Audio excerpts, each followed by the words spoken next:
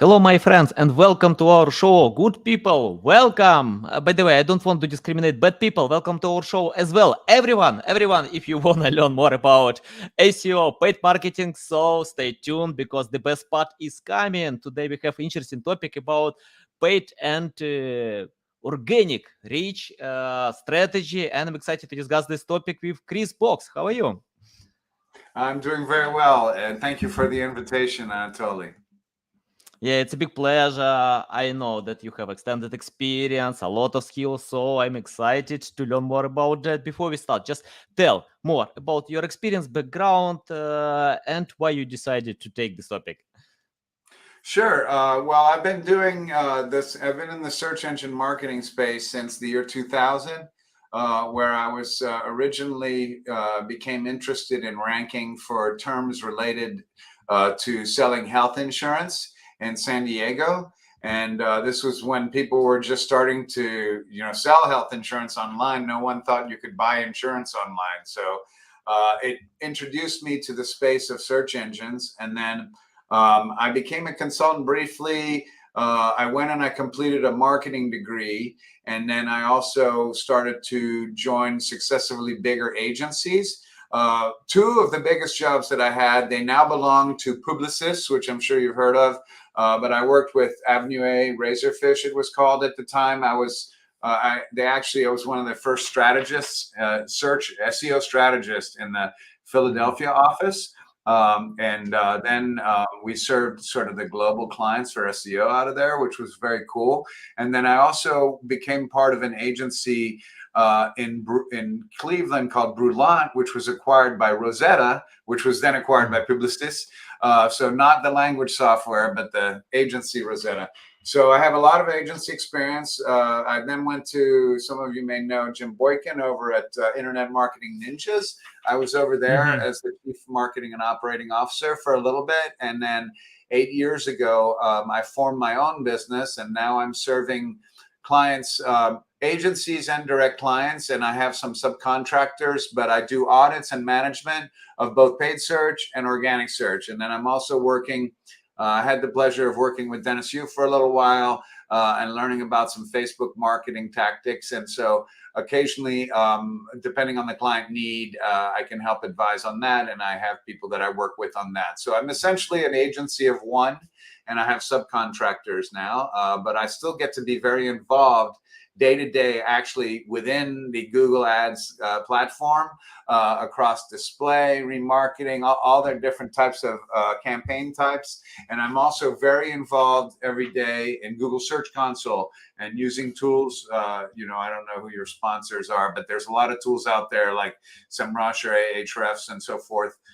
So every day, that's what I do. I'm Mhm. inside those tools and I'm on calls, helping people make decisions, sometimes helping guide, and sometimes actually doing it as well. So that's in a nutshell. And before that, real quick, I was raised in Europe and overseas, but I'm half American, half Belgian. And my Mhm. mother's side of the family is from Belgium. And my father, who's passed now, but he was an American diplomat. Mhm. Nice, nice. Yeah, love it. Yeah, good experience, interesting life. Okay, I want to start from the first question. For example, for a new project, where to start? Paid marketing or organic reach? How to find the right way? Well, obviously, the famous answer, it depends, right? But for me, like the first snap answer is paid, right? Because you're not going to typically have a lot of equity with SEO unless the example would be, let's say you're a huge multinational brand and you have various divisions that are software, maybe, for example, right? And then let's say you're in the education software space and you spin off another software that's geared towards education security, or something else. There you might be able to get some quick traction. And I'm getting really deep right away. If you have, if you have some links immediately from the parent company and from the sister category company. But for most people that don't have the blessing of already having an established network and instant link authority, you're going to want to probably use paid media, A, to bring the traffic, but also B, to test the efficacy of your pages, right? Is the page able to convert? And so if you bring some paid traffic to it first, you can also do some conversion rate optimization or content optimization on your pages to make it more user-friendly. So that's why the short answer is probably paid. It's going to be your first way to get traffic to a new website. Yeah, good answer. Love it. Yeah, I agree with that because paid marketing can show that you have good product or not. Because when you don't know about quality of your product, of course, it's better to have your unique selling proposition. And I remember one interesting saying from marketing that only good marketing can destroy bad products, because any marketing campaigns can help bad products, but that's good time to learn how to develop innovate products and go ahead with that. You mentioned a few times about your experience with strategy. Can you tell how to find the right strategy in SEO field? Because I see when webmasters open SEMrush, Ahrefs, many other recognizable tools, find high volume keywords and then create content. Sometimes it's not good idea because we have huge competition, many other websites who wanna rank these keywords, many authoritative websites like Amazon, Wikipedia, many others. How to find the right strategy in SEO field? Let's imagine for a new project. Cool. So first, starting at the top, if you look at my pinned tweet at Boggs, you'll see that I have a hierarchy. Maslow's hierarchy is how I approach SEO. So there I start at the bottom with the technical. So let's keep that aside, right? Because technical strategy typically is let's create a quadrant. Let's do the things we can fix easiest that'll give you the most value for SEO first, and then approach technical projects, right? There's not too much, I think, in advanced SEO nowadays. It's not too much thinking. It's more about auditing and figuring out what's wrong, and then prioritizing and figuring out what you can fix and how you're going to fix it. So putting the technical aside, really the top two portions, I think, of the pyramid come into play, and that's content and authority, right? And content marketing, the term content marketing to me it's a renaming of SEO because SEO got a bad name, right? So content marketing really is about creating content that's going to rank, right? And so you need to develop a strategy for content that's going to serve your audience. And that requires competitive analysis, right? Understanding what types of content your competitors' traffic is consuming, seemingly, right, from your understanding and whatever data you can get. And so start to, to me, I like to do it strategically in that sense. You create a spreadsheet and you do almost like a sitemap in a spreadsheet, right? And then you do the sitemap of the competitor and a sitemap of another competitor, and you line them up and you see, okay, which pages, and the tools do this too, right? They do gap analysis. Yeah. This is what this is, right? But I like to do it very kind of old school granularly because it jumps out to me better when you start to see, especially categories that might exist on like, let's say, you want to sell apples, oranges, and bananas. How are you going to split your categories, right? And understanding that some Apple-only sites might have different categories than other sites that sell apples and oranges and bananas. These are the kinds of things you have to think about in setting your strategy. And if you're still have the opportunity to decide what you're going to build content-wise, the more time you can spend on understanding all those different ways that people have sliced and diced the content, and then doing that cross verification of which ones Google seems to like and traffic seems to follow. That's to me going to be the core of a content strategy based on competitive analysis, right? On the linking side, you can look kind of at the same thing. We can't have a conversation in 22 about SEO without talking about turnkey links like articles and citations and stuff like that. So, I typically would split linking strategy into 4 buckets. About, there's some links that you can get. The best links at the very top of my pyramid are through corporate social responsibility, sponsoring hospitals, children's teams, a small school. If you get a link from that school, those are all great things at the evil marketing side of helping people out, right? But the other strategies are about approaching the classic, what we've been doing for, since Google introduced links to the algorithm, is understanding who links to the competitor and then looking for, the broken link strategy, meh. I'd rather look at like the types of links that they're getting. So is the competitor seemingly doing a lot of PR? Are they getting a lot of placements in legitimate news coverage like New York Times, et cetera, et cetera? If so, then I better be ready if I want to compete with them to get that kind of PR, right? So strategically thinking, trying to, if your competitors are getting mentions daily in very high quality online publications, you're going to have to, right? I mean, it's probably going to have to happen. And there's no shortcuts in SEO, right? So that's where, you have to decide. That's why I hate agencies that sell SEO and they say it's 10,000 a month and they haven't even done the strategy yet, right?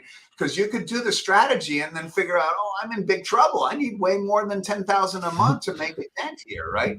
So that's why I think, and I'll shut up for a second, but the part about the linking strategies, and both those are important to understand as you're going in how much you're going to have to spend in terms of time and content and PR, brand building. Yeah, you mentioned about PR. Let's talk more about that because I think for me, PR is the new way of link building. And the last time when I'm speaking with PR specialists, they usually highlight more about getting backlinks than about creating brand awareness with these PR links.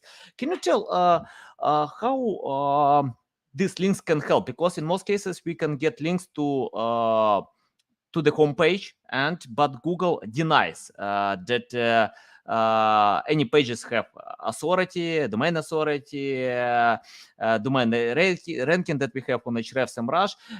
Can you tell how it can help to get traffic to other pages? Do we need to interlink them, or just to create brand awareness, it's enough to get, I don't know, like ranking with other pages?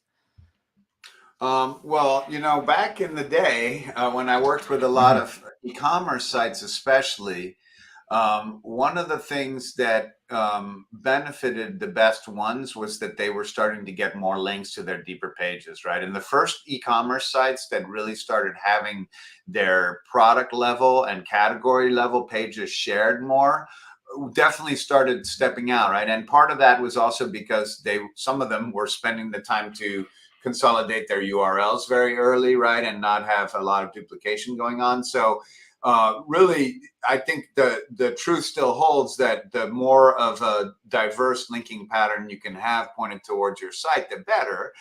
In the apples, orange, and banana example again, like I'd rather have the Apple Association of America linking to my Apple category than the homepage, probably, right? If I'm going to join the Apple Association of America as part of that category, PR push, right? So to me, definitely the first part or the last part of your question was about where the links should point, home and down. I think that with anything that you have products, and that includes like real estate, for example, and properties or cars, the links are very important. And in fact, I was just having a conversation about this in regards to the cars. What happens when you have like a sold vehicle, right? And let's say it's a special vehicle. It's not just some, I'm sorry if anyone owns a Ford Focus, but it's not just some used Ford Focus that's going to get sold and then you get rid of it off the website, right? But if it's some car that had some special value or whatever, and it had been linked to, what do you do with that, right? And so that becomes part of your strategy too. And I think there's a lot of different ways to approach that. You may want to recoup some of the strength by having, sold vehicles going in one place. But these are the kinds of things that I think you have to think about is once the links do come in, how do you recoup that strength in a way that it won't ruin the user experience of someone on the other end, right? Either because you don't want to, like, you remember when people started using no follow internally and stuff like that. And that's over architecture, right? Or over optimization. I think it's same thing applies for how much of your links you want to recoup, right? And I think that the more time you can spend having a strategy and giving some time to making individual decisions, that's helpful. If you're selling 1,000 cars a day, you're not going to have someone go look and see which cars got links, right? And you're going to have to make a decision. But if you're a smaller property that's or selling like luxury mansions or something like that, then this is a decision for you, right? Where those links came in. And then internally, that's the first part that you led off with. For years, I was using an example of a content marketing or a marketing firm in the Baltimore area that I used to work with called G3 Group. And G3 Group did insert printing, which is for newspaper inserts.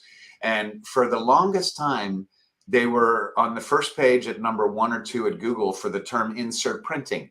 And there were 0 external links pointed to that page. But there was a very strong internal link in the navigation using the words insert printing and a couple contextual internal links. And I'm talking, this is mid 2000s, right? And I would go and do a training. I'd be like, oh, I wonder if they still rank for insert printing, right? Mhm. And they might still be up there and probably at the first couple of pages, but for years I could say, and look, and I'd go look at the page, no external links, right? So I'm a huge fan of internal linking.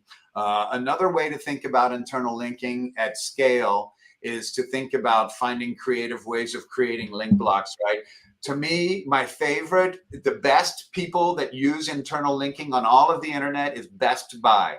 BestBuy.com, at the bottom of every category and at the bottom of every product, they have different ways that they do their internal links. But the genius about it too is every one of their products, it's not just headset, it's gaming headset or it's blah, blah, right? It's the keyword. And so all these links are unique to every one of those thousands of pages. At the bottom, they're all treated as part of that unique content of that page. And that's an internal link. And now you've got 10,000 internal links to your gaming headset category, right? Ultimately, because of the pages underneath it. So that's, to me, the 2 ways that I think most about linking is recouping value from links and making sure you don't lose it with, using 301 redirects, all the basics, right?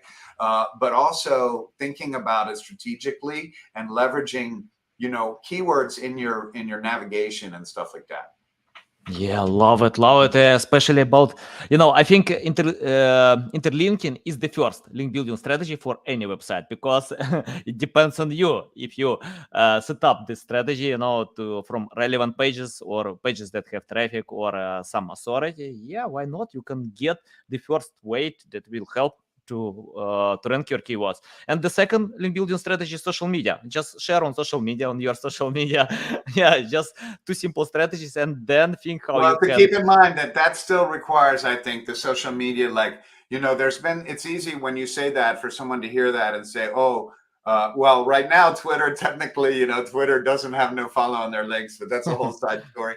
But the point is that there's long been, I think, a confusion about social media buzz counting in the actual algorithm. I would never say that. I mean, it has an influence because if it goes wild on social media, then 5 people are going to blog about it, right? And now there'll be 5 links to it. That's the value of it. I just wanted to clarify that's kind of how you're saying the social media side of it. Yeah. But yeah, it's more about, okay, let's talk about PR. If you share on social media, it's more about sharing with your audience and with the hope that they will share with their friends. You can cover some audience. And if you have great stuff, why not? You can, I don't know, like to deserve other backlinks. And by the way, I don't know how the story with Twitter ended.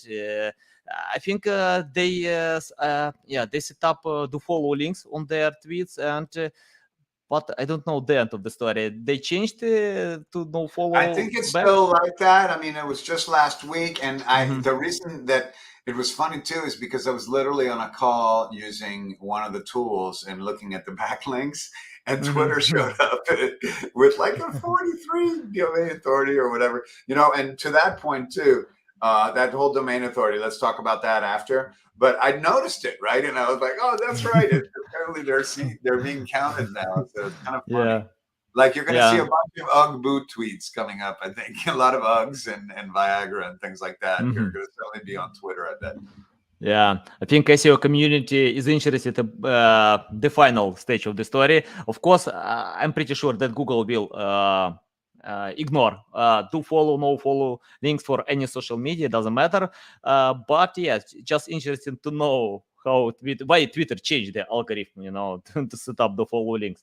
Okay, I have the question about keyword metrics. For example, when I'm speaking with many webmasters, they usually tell me about volume. They open tools, check out volume, and think how to create content with volume. Can you tell which metrics are more important for you? For example, we have volume, user intent, cost per click, keyword difficulty, I don't know, trending. I'll tell you. Mhm. I get rid of all the columns except for I keep volume, I keep cost per click. Those are my two primary. If somebody's willing to pay a lot, there's a couple that are random mistakes in the data, right? But usually if you order by cost per click, that's a really good way to look at the bottom of the funnel of that keyword bucket, right? Because a lot of the times the highest cost per click are the ones where they're closest to buying, is what I Mhm. found in general. So to me, that's the first way that I look at that. I throw out, at a bigger level, I've always been old school and I appreciate technology and advances in SEO and all that and all that and all that. But to me, like a lot of this data, I don't use it. I just feel it in a way. I know that sounds wrong, but I don't really the estimations of the keyword difficulty and stuff like that. It's not an area that I'm worried about because I don't look at keywords as individually as some SEOs do. I look at a head keyword and then supporting keywords for it. So I'm not really worried about the aggregate keyword difficulty there. That's just the way that Mhm. I do my strategy, right? That said, some people might, especially if they're looking at a list of 1,200 keywords, that's another way that they might sort it, right? Maybe talking about going after low-hanging fruit. So I'm not against it. It's just not part of what I do. I keep the keyword. I keep the cost per click and the volume. If it's a ranking report, I keep the page that's ranking or the competitor pages that are ranking also, like along there, so that I can see immediately which content is matched if I want to. And then I do like the new intent one. It's nice to have because sometimes that's nice to show a client, hey, this is an informational search. Stop worrying about it. Mhm. Because I see that happen a lot. Like there's a volume of 2,400 for a head term, but then the next three terms are like very informational oriented, or they're like a specific subcategory of the thing that doesn't apply to what you do. You have to then apply how much of that is there to that main number too. Like most of the people that aren't using that modifier are still probably thinking at it. Like if you look down the list of volume, that's what I like to do is I look at the clusters and I look for trends that of mismatches, right? Like segregation of duties. Sod is grass, right? Grass, sod, clumps Mhm. of grass. So there's a lot of volume for acronyms often that is misdirected, right? So keyword research, the other thing you have to look at once you've done the columns is try to really fully understand, I think, where the red herrings are, right? Because the machine, Google's AI is great and amazing, but they still have a lot of problems discerning between software, for example, like the different types of software. Is it software that builds software? Is it software that helps software? Is it software that does this? Or you flip the words and they are two different softwares. So to me, what I've seen Google have the most problem with in keywords is those nuances between like software and stuff like that. And that's where a lot of times you'll see like the same volume. So that's where volume can be difficult. So then if you look at the cost per click, maybe that'll give you a hint as to, hey, more people look at it in this order or want to pay for it in this order than the other way. That was kind of a Mhm. long question, but yeah, the trends one is okay. I mean, if you have a really high seasonality product, then or typical, like let's say you are a ski mountain or you rent or sell snowshoes, you're going to want to look at the data on a month-to-month level. So that's not a bad thing to look at, I think. But as far as the percentage of the estimated traffic and the keyword difficulty, and I think there's one or two others, I typically just throw them out for me. Yeah. Interesting. What do you think about volume? Because, for example, for local SEO, sometimes we can get zero volume. Do we need to skip these keywords, or Google doesn't share exact Well, data? What that's do you think? where if you can invest in a little bit more money on what you're doing, like if you're, running a project in a tool like SEMrush or whatever, then you set up a mobile local area, and those volumes are actually scrunched down locally. So it's just a matter of, getting access to that data. Especially for a local type of a business, I think then it's worth trying to understand. But in general, the volume can be used as a relative number too, right? You can just assume that the ones that nationally have 1,000 have 10 times more searches locally than the ones that nationally have 100, right? It's just math there. So again, volume too, that's the other problem with that metric, right? And this is years ago when I was in agencies, we were told never show the volume column in a meeting, because you don't want to have these executives suddenly start to calculate in their head how many dollars they're going to make, right, if they get to the first place. So that's it. I'm glad you kind of brought me around to that, because volume is a very dangerous metric, right? It sets the wrong expectation. It's an average. It's not local. It could be very seasonal, and so they're doing an average, right? I could say, oh, winter boots, there's a volume of 120 searches every month, but it's not 120. It's way more than that, obviously. But we know that is clustered, right? But that this data shows as an average. So right there, along with other metrics like that, it requires a lot of disclaimers. And I don't mind, since I'm a consultant format, I get into and I show my clients like all the internal dashboards. I want to show them the queries on the paid search side. I want them to understand everything. I'm very transparent, but I'm also then I always tell them the asterisks, right? Like, this is estimated data. The volume is estimated. The cost per Mhm, click is usually okay. It's right between the low and high range pretty often in these mhm. tools compared to the one that you get directly in Google Ads, right? So to me, that metric is dangerous, volume, because it set the wrong expectations. And you see the same word or the same, like a synonym, they all have 3,600 a month searches. It's like, okay, who's taking shortcuts here, right?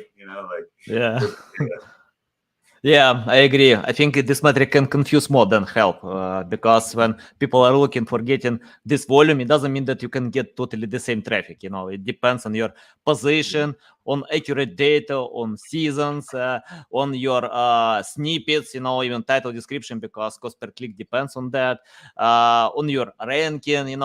Even sometimes we can have volume, I don't know, like 1,000, but traffic more than 3,000, because we have many other keywords that with specific pages. So yeah, I agree with that. Volume is very tricky metric. Okay, let's talk about priorities. Can you tell how to prioritize our efforts? Because, for example, if we have limited resources, I don't know, like company can share 10, let's imagine 10,000 per month, and how to choose priorities in SEO field, to choose the right thing what we can do, because I often see when websites are trying to chase a lot of pages, to create a lot of content, to create, to use all link building techniques without having results for specific one. Can you tell more about that? Yeah, so I like to do a chart, right? And so you have level of effort on the left, and then SEO value on the right. I could kind of draw it. So like this. Sorry, Oh, that's okay. I'm not drawing well today. But basically, on the left side is the scale of level of effort, right? And then on the Mhm. right, on the bottom is SEO value. So then you start plotting technical content, linking, and then you have a quadrant, right? So if you're looking at a chart with the SEO value on the bottom, right, and it goes smaller to greater, and then level of effort Mhm. goes smaller to greater, then you're going to get quadrants in your chart, right? You're going to get quadrant here, here, here, and here. So the high SEO value, low level of effort quadrant is the one that you want to like start to plot things into and approach them first. And then you'll notice I had a C and a T and an L on that. So you have you can do one of those quadrant things for your technical stuff. You can do one of them for your content and one for your linking, and then you can overlay them all together. That's kind of a semi-sophisticated way to approach it. Is by really trying to, then you have to force rank it that way, right? How hard is it going to be? Because understanding the level of effort is the most important part of the strategic. It's almost more because as an SEO, you're probably like, if you're an SEO extremist, I hate extremism, except for even SEO. I don't like SEO extremism, right? But I like to like ask for a lot, at least in SEO. So you're going to say there's a lot of stuff that has really high SEO value. So it's important for you also to really be honest about what would have the most SEO value the most quickly, for example, right? Especially, let's say there's a problem with reputation, or there's been like a lack of authority, or maybe even a penalty in the past or something like that. Then you're going to want to look at, the priority opportunities to get you out of that limelight, as it were, right? And prioritize those over maybe some of the technical fixes that can wait. Excuse me. So one of the things that we saw with Google Search Console over the last few years is they've been pretty good at like moving stuff from errors to warnings to excluded, right? And it used to be a lot more of the stuff that was in the excluded was in the warnings, and then there'd be a lot more work to do there. So I think the Search Console has done a good job at saying, hey, this is not, like heart surgery. This stuff can wait.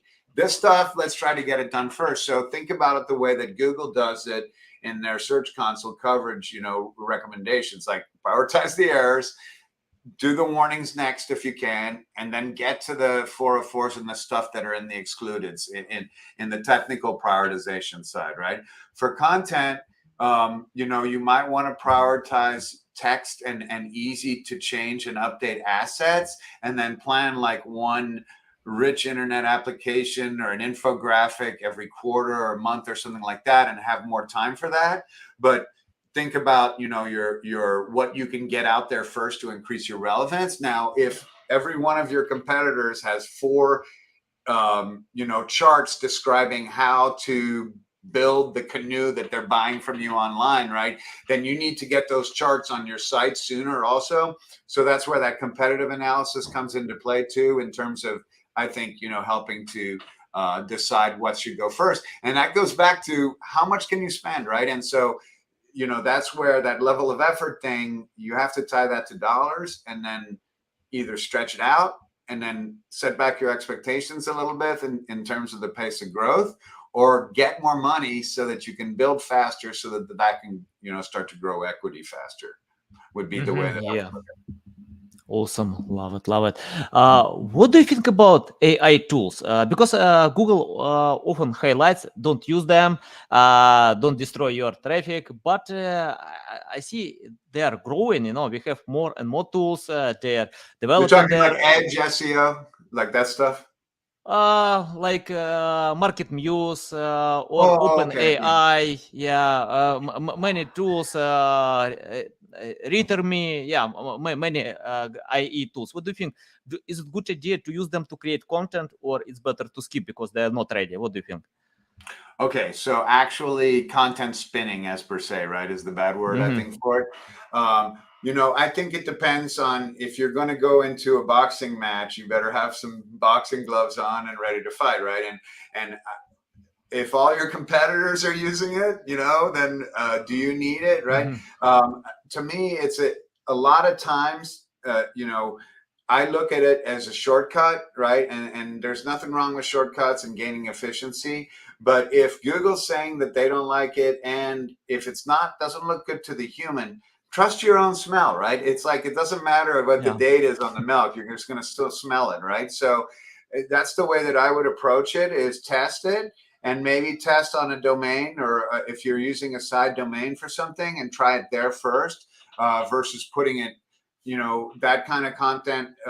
Again, if it's clean and you're secure with it, and you understand that you're not going to be like somehow penalized by it, obviously, like there's no other data, maybe Google's grumbling about it, but there's whatever tool it might be. To me, my point would be, it's worth testing, but be careful on what you're testing it on. is the yeah. I'm not against anything, right? But be careful. Yeah, you remind me of Fabrice Canel from Bing. When I asked the same question him, he replied to me, "Okay, you can use it, but just check out content. If you can create great content, why not? Use them. If you can't, why you need to waste your resources, money with that?" So yeah, it depends. I agree with that If you completely. have a website that says, "Look at these crazy AI content creations," then there you go, do it. Right? I've seen Yeah. some funny stuff like that, and that's a nice compliment, by the way. Had the chance to meet Fabrice a few times. He's a smart Uh-huh. gentleman. Yeah, nice, nice. And it's interesting that I have one freelancer who can help me with creating video content, and when he filmed new videos he sent to me, I usually reply to him, you need to take away some fluff words, I don't know, like blah blah, anything else, just take away, speak much better, but once he sent me a new file with a female voice without any such words, and I replied to him, "What's going on? Who filmed this video?" He replied to me, "He did it." It's impossible because I can hear a female voice, and he replied to me, "AI tool can help him to create this voice." Yeah, I was shocked because that was a really good voice, without any fluff. So I think, yeah, it depends if you can create Yeah, so such. it's a podcast or something like that. I think Mhm. the key about it, I think, is how confident will Google be that it understands it, right? Because Yeah. it's still not 100% confident in its optical recognition technology, I think.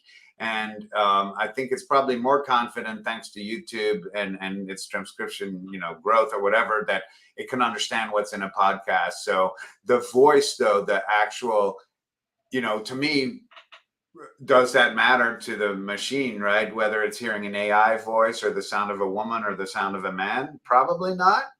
I would Mhm. guess, right? I mean, maybe but it's the clarity that's important, right? And is it legible or audible is the right word for that, right? Yeah. Okay. I have the final question about how to learn SEO today. For example, if you start from scratch without any knowledge, skills, anything, what will you do to learn SEO today? Because I have some students on my network and they usually ask me, SEO is a good field. Do I need to consider it? I want to learn how to go ahead because we have a bunch of courses, resources. Can you lead them in the right direction? You know what? Right now, there's no like single educational entity that I can Mhm. really, recommend.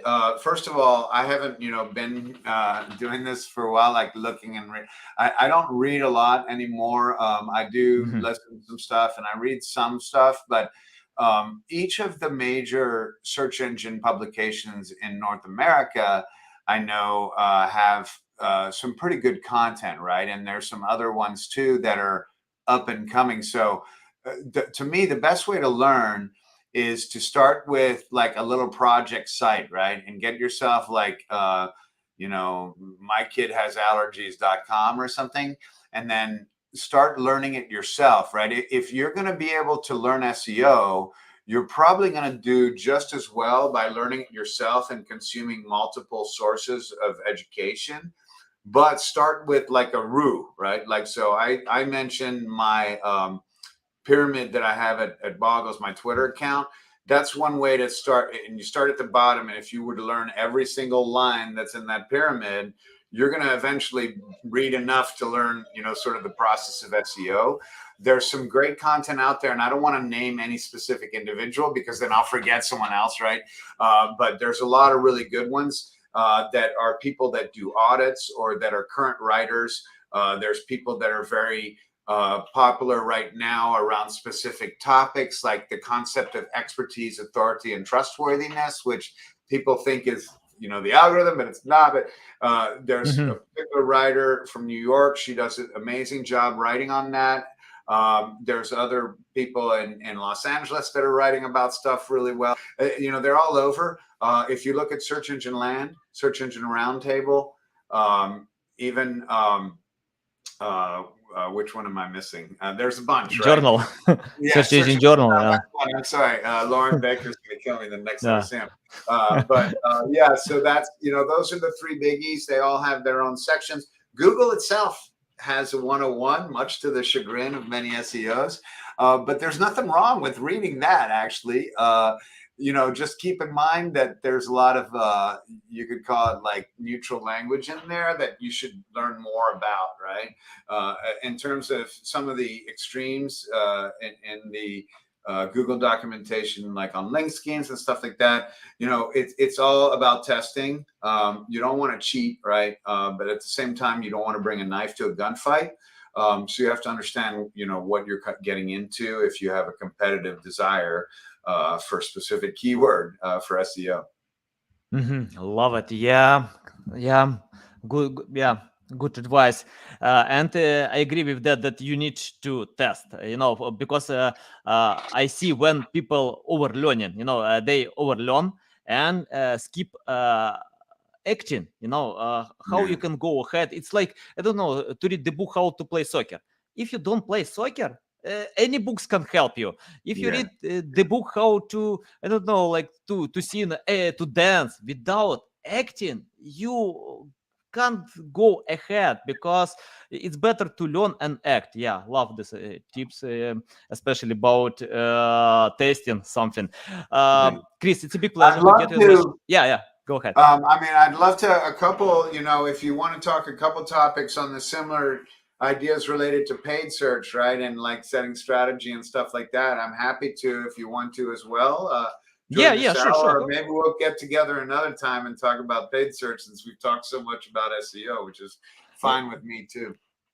Yeah, we can repeat it, because I check out a few times which format is better for me, for my audience, and 40 minutes work well. I don't know why. Perfect. Yeah. I tested 20 minutes, 30 minutes, 40 minutes, 50 minutes, an hour. So I don't know, 40 minutes can keep users longer. They want to learn with this format. So welcome back anytime. For me, it's a big pleasure to get more insights about paid search, because I have many people who are asking me about paid search, how to set up the right pay-per-click campaigns. We can cover this topic. Why not? I'd love to. It's fun. I've had a good conversation with you. I've enjoyed your questions and insights as well. I appreciate it. Yeah, Chris, tell our audience how they can reach out to you, learn more about you, follow you.